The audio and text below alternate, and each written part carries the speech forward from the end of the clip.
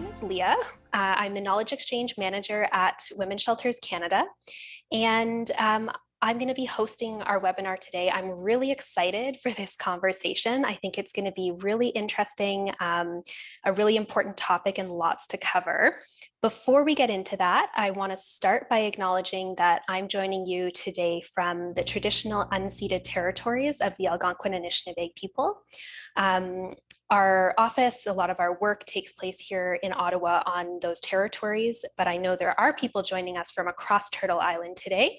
That's the beauty of these virtual settings. So please feel free to say hi in the chat. Let us know where you're joining from, what territory you're on. And if you don't know, this is a friendly reminder to find out a little bit more and incorporate that into what you're doing. So one last reminder, the interpretation instructions are in the chat there. You can use the interpretation button to listen in French. If you're listening in English, you don't need to activate it because we will speak in English. If you want subtitles, you can use the CC button at the bottom to activate or to hide your subtitles. The subtitles are currently only available in English, so I apologize for that. That is a Zoom issue. So we hope that that will be resolved soon, but they're there in English for you if you want.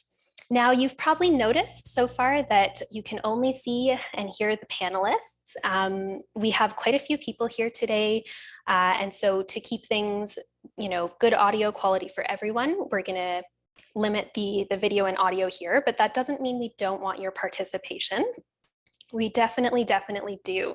And so there's a few ways you can participate. You can, if you want to say hi, if you have a technical issue that you need some support with, you can put that into the chat.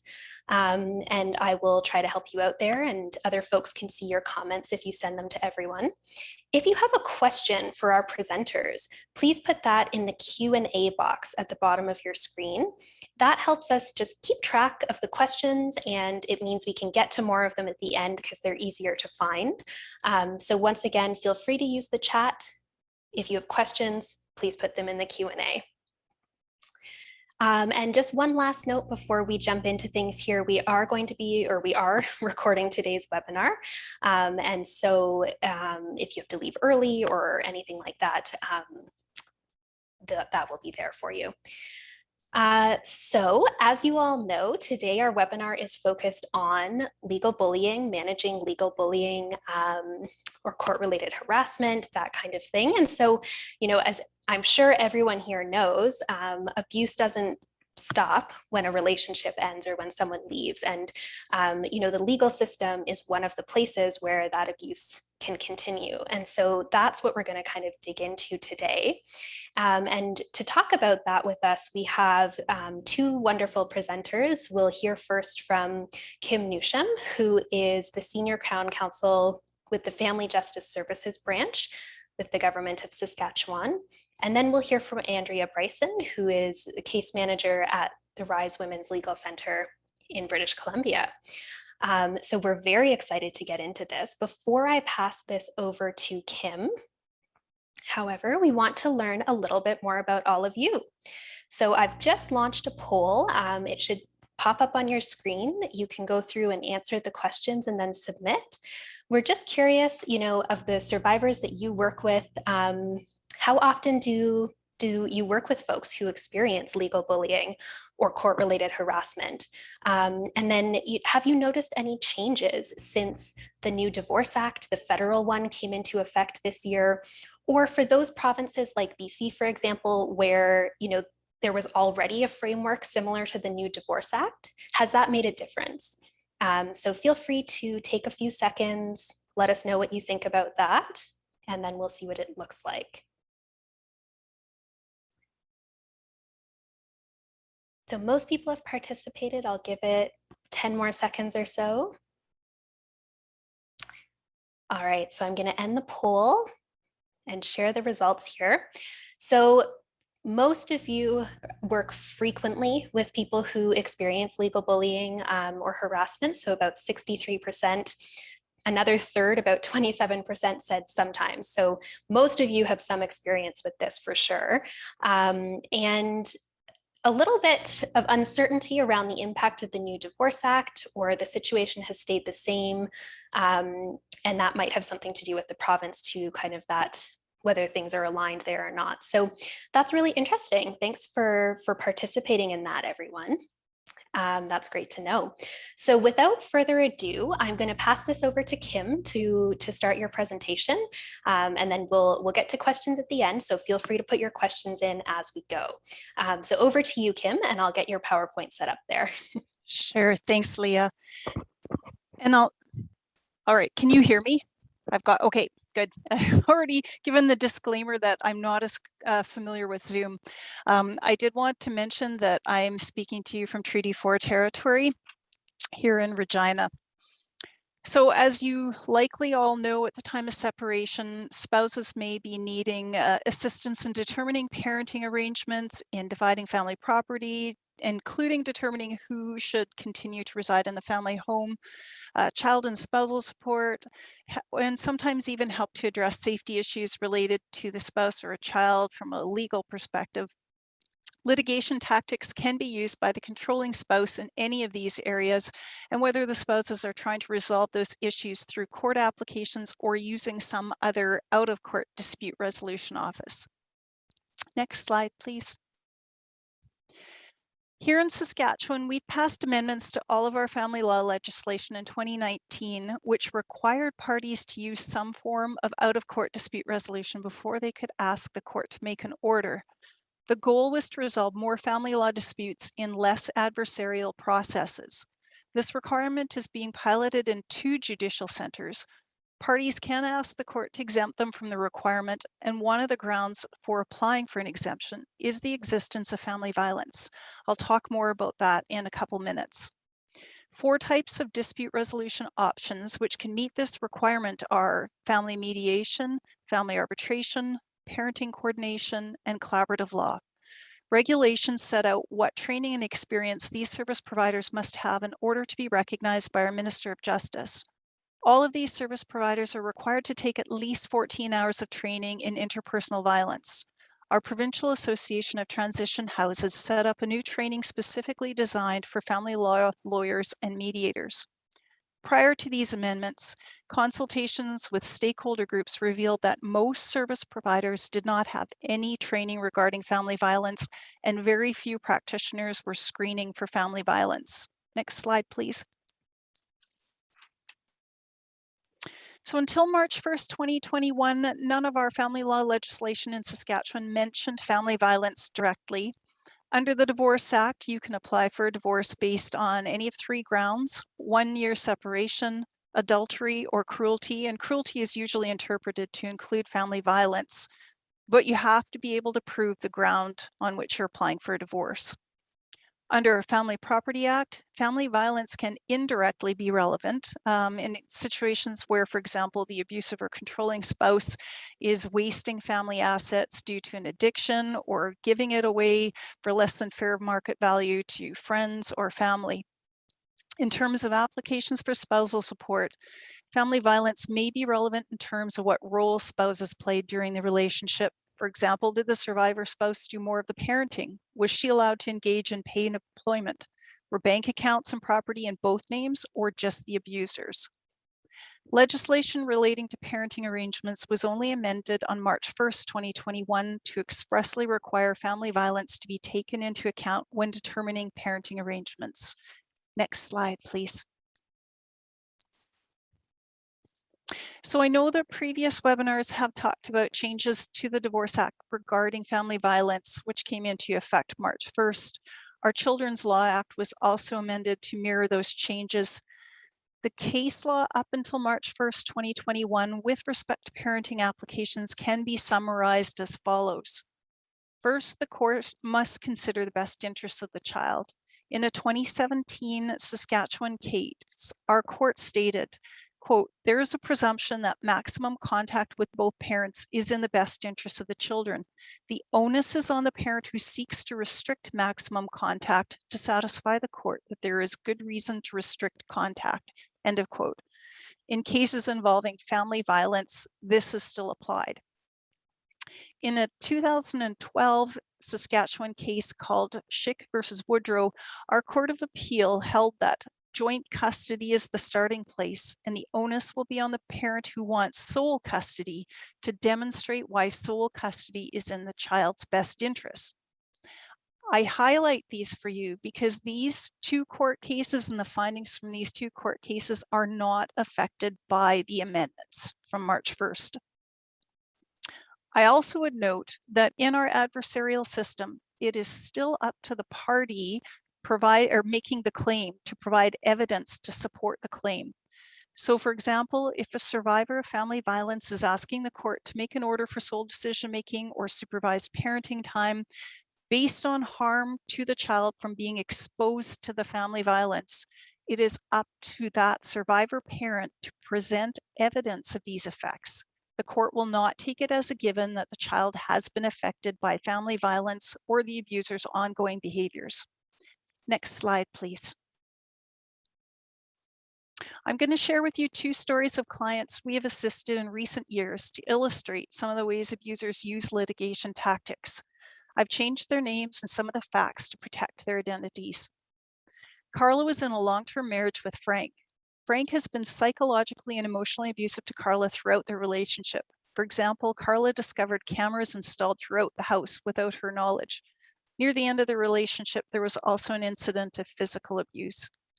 Frank makes it clear he's never leaving his house. Carla finally leaves and moves into a shelter. He stays in the home and keeps the kids there.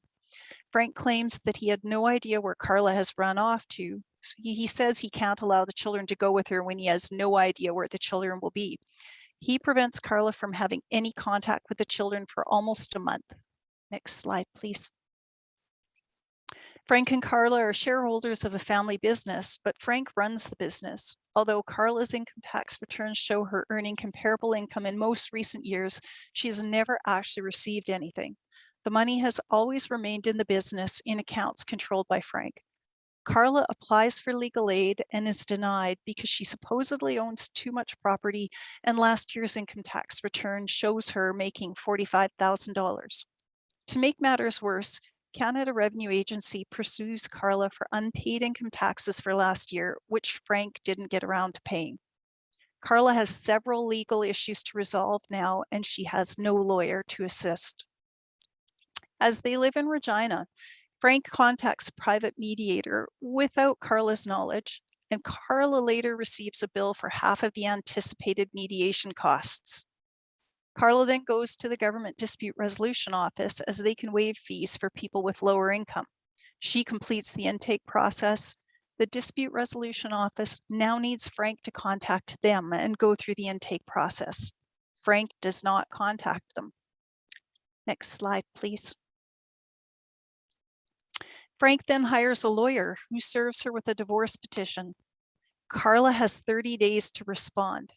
She struggles to maintain focus and is only able to get her answer done on day 29.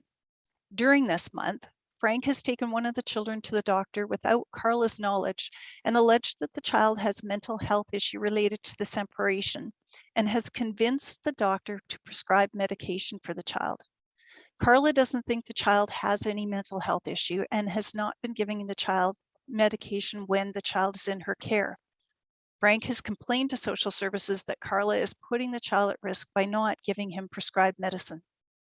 By the time Carla has taken her answer to the courthouse on day 31, his lawyer has already noted her for default.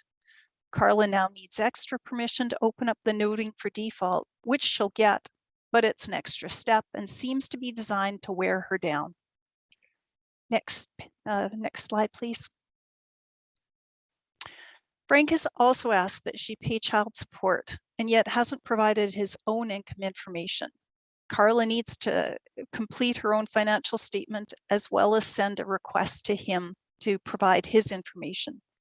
He has also asked for division of family property and not provided a sworn property statement. Carla doesn't know what is in all of the bank accounts, and the bank won't give information to her as they has only ever dealt with Frank. Further, Carla doesn't know what Frank reports as income to the Canada Revenue Agency or even where all of his income goes in terms of bank accounts. Carla finally has a chance to ask Frank if he intends to contact the dispute resolution office. He says he will contact them. Carla finally gets confirmation from the dispute resolution office that Frank has contacted them and completed the intake process. Our dispute resolution office tells Carla that she will be able to bring a support person with her to the mediation sessions. Carla already has a support person from the shelter who's been very helpful in taking meeting notes when she has been meeting with staff from the Family Law Information Center in the course of preparing her answer. And the staff helps to remind her what she needs to do. Next slide, please. Our second story is about Mary. Mary and Chad were married 25 years. Mary is a newcomer to Canada. English is her third language. They have 2 adult children, a teenager and a 10-year-old son. Prior to moving to Canada, Chad assaulted Mary regularly. Chad maintained complete control over the household, sometimes even withholding food. Chad has discouraged and at times prevented her from working outside the home. Next slide, please. Mary flees the family home alone after Chad tells her, "I think you're going to die soon." Chad prevents Mary from having any contact with the youngest child. Mary did report the threat to police, and police later charged him with respect to an assault that had occurred a few months prior, and no contact provision was put in place. Mary has no income, and the process of applying for legal aid takes weeks. And then Chad gets in a motor vehicle accident and is hospitalized. Next slide, please. Mary tries to apply to court herself with assistance from the Family Law Information Center.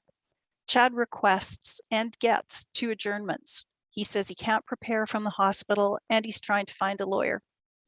A lawyer appears at the next date on Chad's behalf.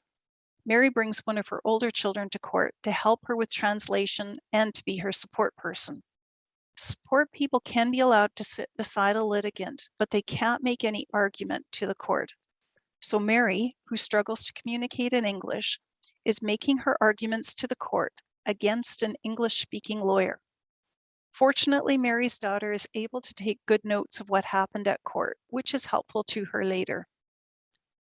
In applications for an interim order, courts usually rely on affidavits or sworn written evidence. In family violence cases, the affidavits provided by both parties often tell quite different stories. It is difficult to assess credibility without oral evidence and the ability to cross-examine. When the court is not able to determine which party is more credible, the court will try to preserve the status quo as much as possible. On some level, I would argue, this means the court not accepting the survivor's allegation that family violence has occurred, and therefore not making an interim order which protects the survivor and the children. Nonetheless, Mary is successful in having the youngest child returned to her primary care, but with joint custody, supervision of access exchanges, and an order of exclusive possession of the family home. However, the court won't order child support, as Chad's lawyer is successful in arguing that he isn't working right now because of his injuries and the amount of insurance he'll receive is unknown, as is his income in the near future. The child support application is adjourned. And note that Chad is paying for a lawyer to make the argument that he has no income. Next slide, please. By the next court date, Mary has still received no income disclosure from Chad or his lawyer. However, Chad's lawyer tells the judge that some access visits have been missed and they will be applying for compensatory access. Mary is encouraged to comply with the access terms of the previous order. Chad's lawyer tells the court they still don't have information about the insurance claim. The application is adjourned again. Chad's lawyer then sends her a letter telling her she needs to provide income disclosure. The letter threatens Mary with consequences if she doesn't provide income disclosure. The letter also outlines all of the missed access dates, some of which weren't even possible as Chad was in the hospital, and some of which he canceled. Mary replies, but this doesn't stop Chad's lawyer from serving her with an application for compensatory access. At court, there is a different judge. Chad's lawyer comments on the mistakes or omissions in Mary's documents. The judge is sympathetic to Chad's position, and Mary is again chastised by the judge. Even though Chad hasn't produced adequate income disclosure, there is a temporary child support made based on his lawyer's submissions. Next slide, please. A pretrial conference is the next step in the process. At the pretrial, there is yet again a different judge. At one point in the pretrial, the judge leaves the room. Mary is left alone with Chad and his lawyer. Chad starts taking pictures of Mary, which he says he intends to post and share with extended family back in their country of origin. His lawyer says nothing and does nothing to intervene or discourage the behavior. Mary is afraid, and ultimately, nothing is resolved at the pretrial. Chad's lawyer has now sent her 2 letters demanding that she sign over the remains of the RESP account to him for the benefit of their second youngest child, or he will apply to court. This is where the story leaves off for now. There is no scheduled court date, and Mary is very apprehensive about further interim court dates, as she's really not sure what to expect from whatever judge would be at that next court date. She still has little income or child support and has no idea when the court process will ever end. Next slide, please. So disclosure is problematic regardless of what process parties are using to resolve issues. Abusers are often able to avoid disclosing income and/or property, as you'll have seen from the last 2 examples, and you probably have clients that have shared those stories with you as well. Skillful manipulators are even able to imply that survivors have active imaginations about the existence of undisclosed family property held by the abuser. In Carla's situation, she is very anxious about going back to the bank and insisting she be able to get copies of bank account statements. Having a support person go with her will be very helpful. With court processes, there are more formalized steps and documents, which typically provides an abuser with many more opportunities to exploit those requirements or processes. Court documents have to be served personally and by someone other than the spouse. A controlling spouse often uses this as the first opportunity for control and evades service. Abusers request and receive adjournments, often to delay child support from being ordered. The abuser typically has more control over income and the couple's assets, so is typically in a better position to hire a lawyer, which again helps in navigating the complex court process. More recently, we have come across situations where the abusive spouse has applied for the exemption to participate in an out-of-court dispute resolution process, stating things like, "She has had me charged and I can't contact her, so there's no point trying." The intention behind the exemption was to allow the survivor of family violence to choose what form she felt most comfortable in. The abusers in this process seem to be able to now again reassert control over the process. Even though a survivor may be trying to comply with parenting orders, the abuser spouse may be deciding not to spend time with the child or demanding a change at the last minute, and often making that request orally. If she doesn't agree, the abuser tells the court she is withholding the children. If possible, a survivor can try to document conversations by sending a follow-up email or text stating something like, "I'm just confirming that you have requested a change to the parenting schedule, which doesn't work for the child or me, and we will be sticking to the original parenting schedule." It is common for abusers to create other diversionary legal issues for their survivor spouse by reporting her to child protection officials or Canada Revenue Agency. Not only does this lead to a sense of being overwhelmed, it also means she has less time to devote to responding to any one particular legal issue. Support people can be very helpful here in helping the survivor to prioritize the legal problems and deal with them one by one. Next slide, please. Finally, I want to make a few comments on the range of opportunities abusers have to use litigation tactics in court processes versus out-of-court processes. I would note that while our recognized service providers have training in family violence and are likely to screen for family violence, others in the family justice system, such as family law lawyers, are much less likely to have taken family violence training or to screen for family violence. Within our court system, no one screens for family violence. There are no extra precautions put in place, and the survivor and abuser will be in the same hallways, the same courtroom, and could be leaving the courthouse at the same time. This provides an abuser with opportunities to stare, follow, or otherwise try to intimidate the survivor. There typically isn't any court staff who watches to make sure people coming into the courthouse or leaving aren't being followed or even attacked outside the courthouse. Our dispute resolution office has informally and sometimes formally screened for family violence for years. In our discussions with other recognized service providers, most advise that once they are aware of family violence during the intake process, they take steps to address safety issues. For example, they may stagger the arrival and departure times. They may also allow support people to attend the meetings to support the survivor and take notes.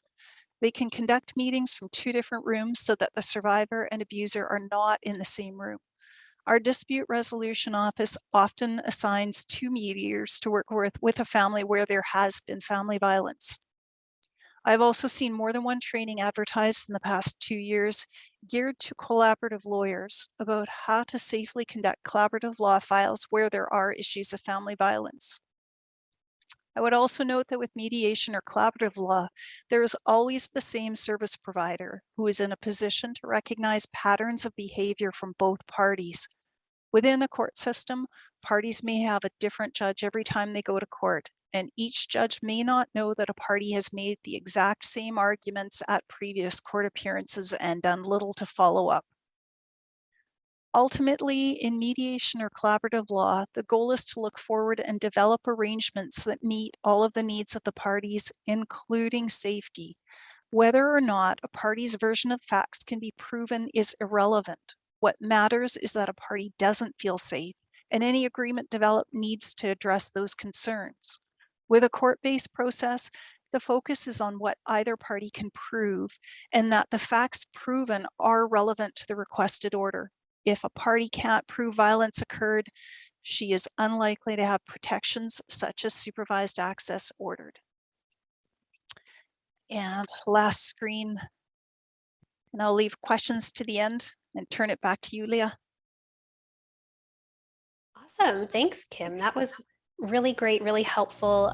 Lots of really important context there. And I think Andrea is also going to build on that in her presentation. So I'll just remind everyone while we transition to Andrea that if you have questions, please do feel free to put those in the chat, or sorry, in the Q&A as we go. You don't need to keep it till the end. And that way we're ready to jump right into questions once Andrea's finished here. So over to you, Andrea.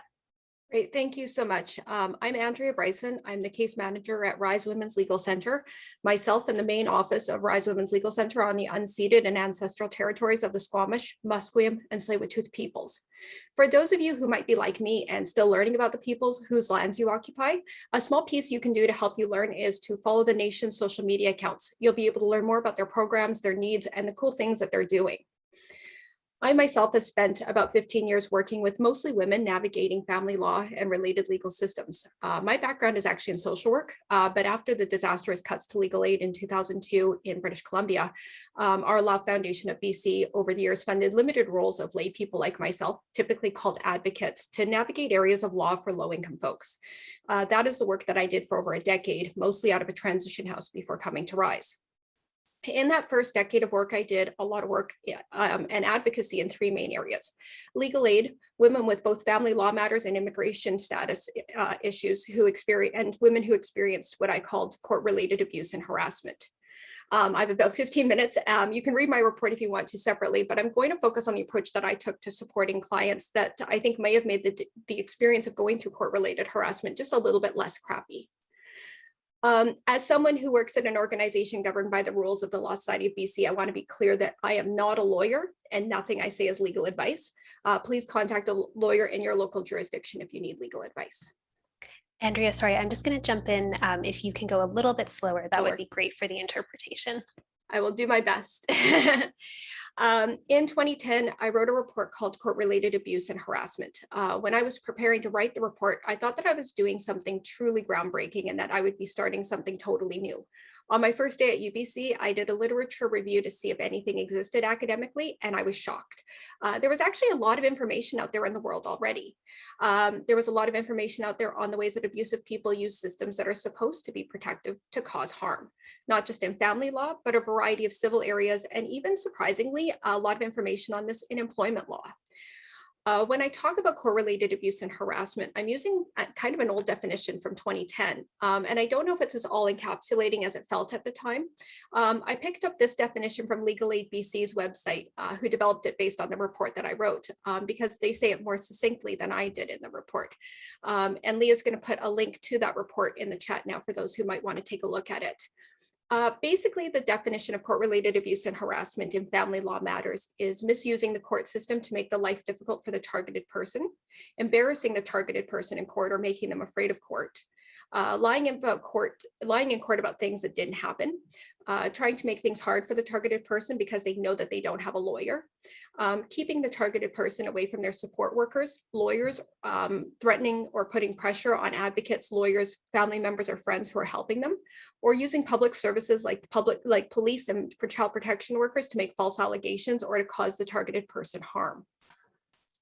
Unfortunately, nothing has really changed in the 11 years since I wrote this report. There have been spurts of attention given, but no real systemic change. The other piece is that even when it's obvious to us as support people that this type of abuse is happening, like all other forms of abuse and family violence that we see as support people, the system is often reluctant to actually provide meaningful remedies that can help clients to be free from the abuse or from the family violence. So I'm going to focus my attention on the things that I did as a support person in my career that I think will make a real difference for clients who are navigating situations like these. Every day, I tell clients that the legal system is a terrible place to seek justice. This is especially true for those who are oppressed or targeted: women, Indigenous folks, racialized folks, trans or gender diverse folks, LGBTQ folks, folks with accessibility needs.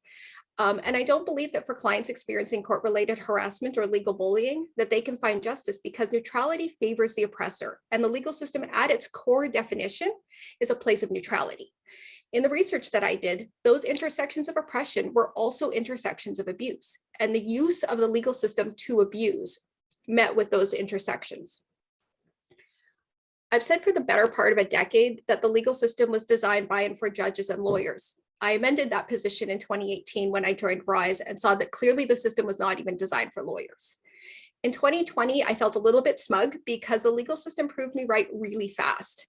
Watching the courts respond to COVID was amazing. We can't go online, judges don't know how to do that, was the first thing that everybody focused on, not the inaccessibility for all that are trying to access the justice system.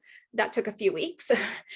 Even 18 months later now, we still haven't resolved that. We have not been able to make email filing work in BC. So now that I've convinced you all that the legal system is terrible, we still actually have an ethical obligation to have hope in it, a believed in hope. I learned about believed in hope from Vicki Reynolds, and there's a great article on believed in hope that Leah's going to share in the chat. We still need to believe in our legal system and that it is a place that our clients can access and should access to engage with remedies so that she can have more control over her life. This is especially true for clients who experience legal bullying. We need to believe that they can get through this and that we must look at the evidence to prove that they can. It doesn't mean that we need to believe that the system will provide justice, but that engaging with the system with an attention to remedies is the only way through a situation with a person using the legal system to harm. Our clients need us to have faith in that system because currently it's the only system we have. I cannot imagine a system in my lifetime that will allow for another type of system that is not our current legal system that will grant enforceable orders. Restorative justice, justice circles, and other justice doing systems are not able to grant enforceable orders at this time. And clients navigating legal bullying require enforceability because those who use protective systems to harm have no space in their hearts for accountability while engaging in these types of actions. So we need to hold this in attention that the legal system is a terrible place to seek justice, but it's also the only system that can provide remedies to enable her to have more control over her life. We need to hold space that having a lawyer alone is not access to justice, that being in a courtroom is not access to justice, that having a court order is not access to justice. In situations of court-related abuse and harassment, there will not be justice, but we can come up with ways of approaching the legal system to ensure that they understand what legal remedies exist, how to talk so people in the legal system will listen, and how to be the justice we want to see in the world. We can do justice in our relationships. We can do justice in speaking truth. Justice is within all of us. It doesn't belong to the legal system. Folk singer Ani DeFranco says, art is why I get up in the morning, but my definition ends there. You know, it doesn't seem fair that I'm living for something I can't even define. And that's how I feel about justice. I do legal work as a career, but justice is the passion that I have in my life and what I try to bring into that legal work. Those two worlds don't always collide, at least not as often as they should. I think that preciseness of language is a liberatory practice. It's also foundational to everything to do with helping clients to effectively engage with the legal system. When we talk about clients accessing the legal system, they may be talking in terms of fairness or justice, and those are bad terms for a variety of reasons. Fairness is a bad term because it's a highly subjective term. When my twins were 11 years old, one asked for a Nintendo DS and the other asked for an MP3 player. Equality would have had me give them both a DS or both an MP3 player. Fairness, in my mind, was that these were roughly equivalent in monetary value, so I gave them each the one they wanted. That seems fair, right? Not to my 11-year-old twins. My daughter with the MP3 player soon grew envious of her sister's DS. She felt that I should have known that she should get a DS too. As the person in charge, I had a few options that all would have arguably been fair. Give them what they wanted, give them both a DS, give them both an MP3 player. So even when there are laws that dictate what is fair, there is typically a lot of subjectivity. So we're not going to use the term fairness when we talk about law with our clients. Like I would say, it's not fair that he gets to file applications in 3 courts at the same time and that he has access to all the family money to do so. But it is legal for him to do so.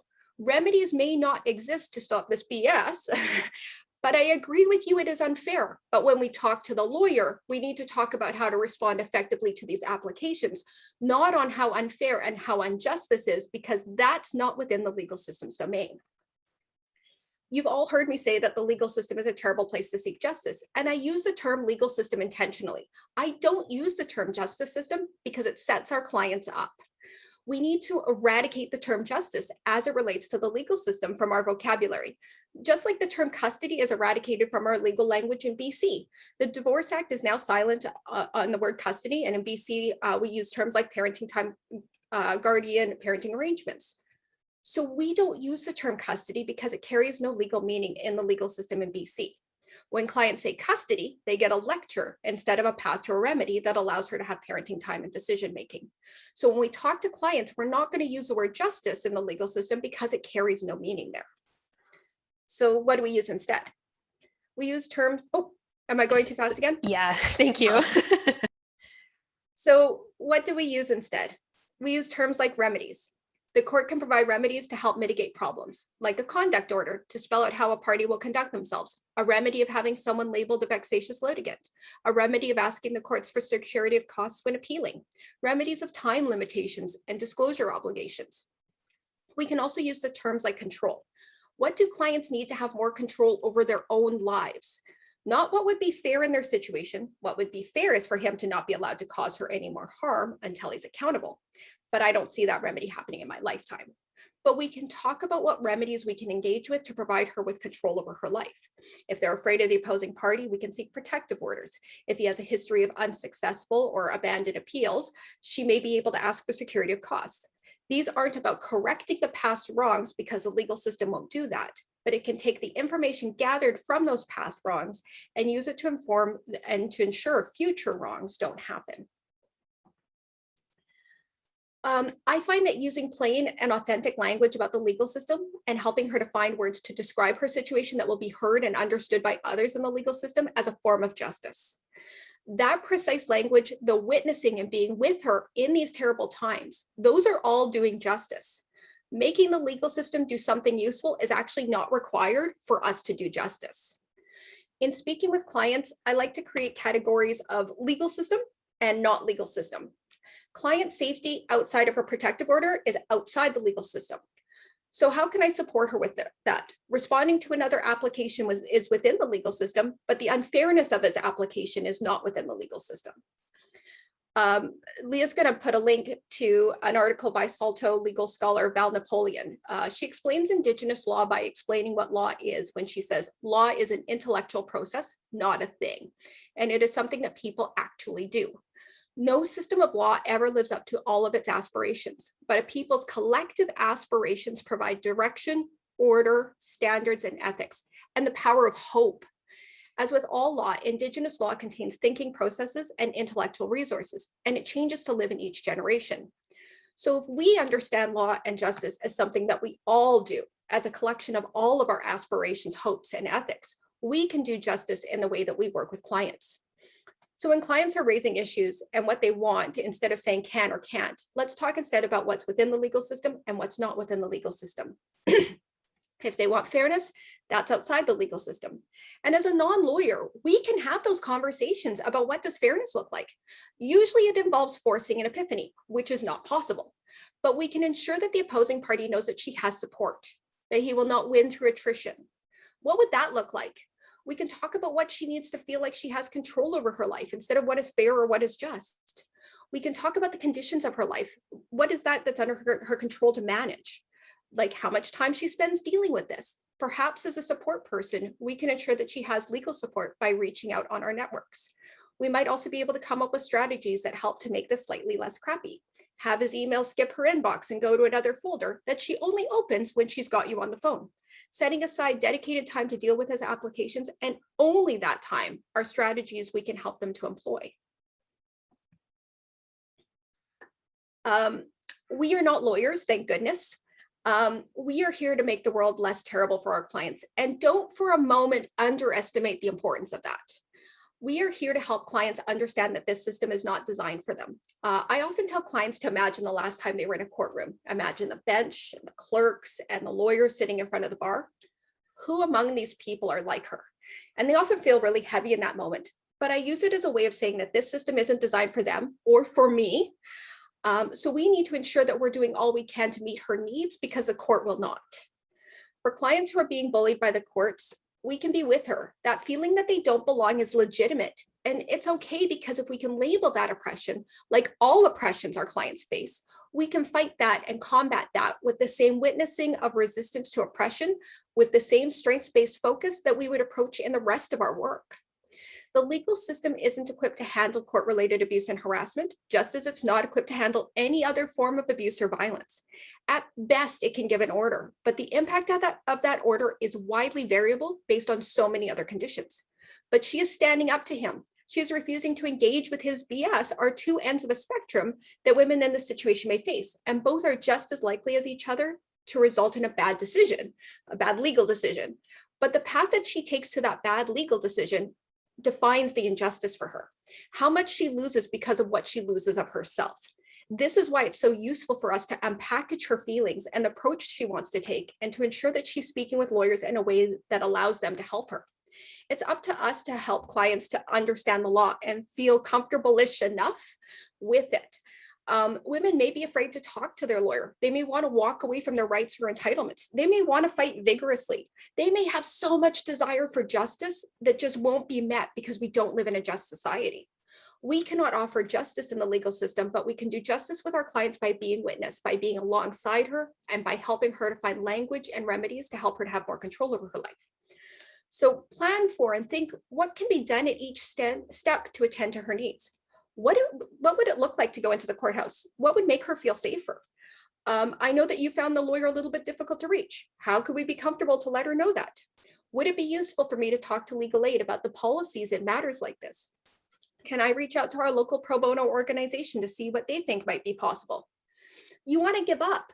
Could we talk to a lawyer about what a judge might do if you don't show up at the courts? I encourage you to witness the wide ranges of ways that she may be protecting herself or actively resisting the oppression. Alan Wade has an article on honoring our clients' resistance to violence and oppression, and Leah's going to put a link to that in the chat as well. In this article, Alan says, in extremely threatening circumstances, resistance is typically disguised and indirect. By attending to small acts of living, the myriad ways in which individuals preserve their dignity, care, maximize their freedom, evade, oppose, and strive against violence, certain responses become intelligible as forms of resistance. I just love how he says that.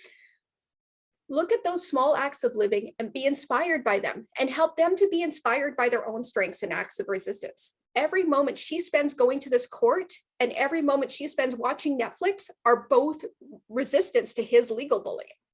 We can do this work to scaffold her and to help her to feel supported so that she can be stronger in navigating the system that she's engaging, because it is the only system that we have. Thank you so much. Thank you so much to the interpreters. The best way to reach me is by phone, and the best way to do that is to send me an email, and we'll arrange a time to chat because I'm difficult to reach by phone. All right, thanks, Andrea.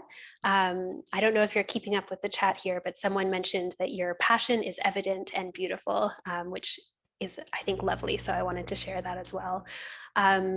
So thank you to both Andrea and Kim. Thanks, everyone. Thank you so much, and have a great day, everyone.